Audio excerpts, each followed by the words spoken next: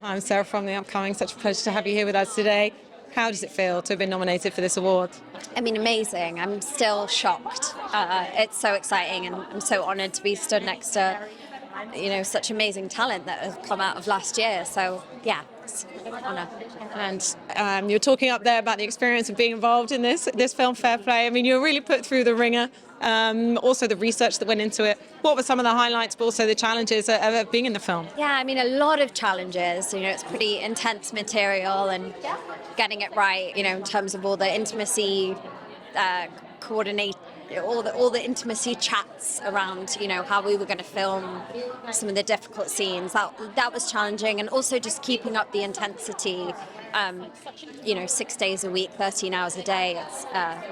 It was a challenge, but again, to be here and to be recognised for a film that I think has a really important messaging around it is an honour. What do you think some of those takeaways are, some of the messages? What can people take away from watching the film? We're still catching up in so many ways to this modern feminism, and what a modern woman is, and how they fit in this male-dominated world still. So I think the takeaways of the film is just, a lot of toxic masculinity. Obviously, it's a thriller, so it's heightened, and Emily is also, not a well-behaved woman. But, I think the key messaging is and the themes of the movie, and just the way it's told through a very female lens, which is still sadly something that I think we need more of. And of course, people must, I don't know, are you tired of talking about Bridgerton? But did you feel like it was one of those roles, one of those shows that was just kind of a cultural moment? What do you think it was about it that really captured people's imaginations? When we were filming, it was such a joy to shoot season 1. I just had the best time. We all had the best time.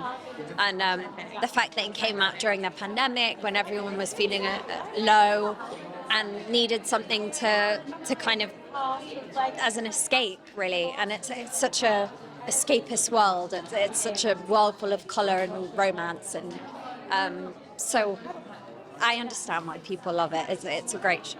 Great to be a part of. And I guess it's sort of taking those elements of period drama that people love, but also kind of putting front and centre female pleasure, which I think absolutely on screen is something that there's still a bit of a taboo there, perhaps.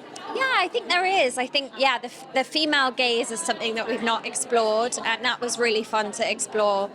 Yeah, we've seen the male gaze a lot, so it was fun to flip it. I was thinking that if you've seen Saltburn, I thought Emerald Fennell really nailed that. I was like, when do we see men sort of presented on screen in that way? I know. I love that movie. And looking forward to 2024, what you've got coming up, things like Inheritance. What can you tell us about your upcoming projects? Yeah, I've got two films that are coming out. I'm not sure when, but I'm really excited about both of them. And what have been some of the highlights from working on those? Can you tell us a bit about the stories and characters?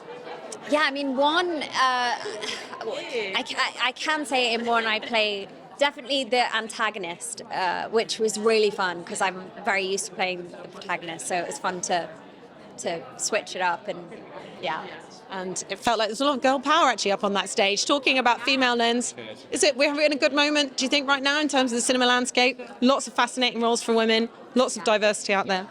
Yeah, 100%. I was saying before, and I've said this a few times, but Meryl Streep said this thing recently about how we're so used to the male language, and women have learned how to speak the male language, and hopefully with all these new female directors and we can see the female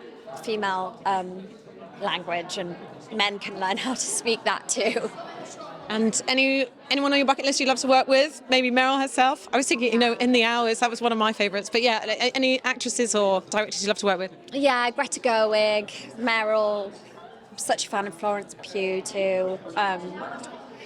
Sarah Polley. I mean, yeah, there's a lot. Fantastic. Thanks for your time. Best of luck with the nomination. Thanks a lot. Cheers.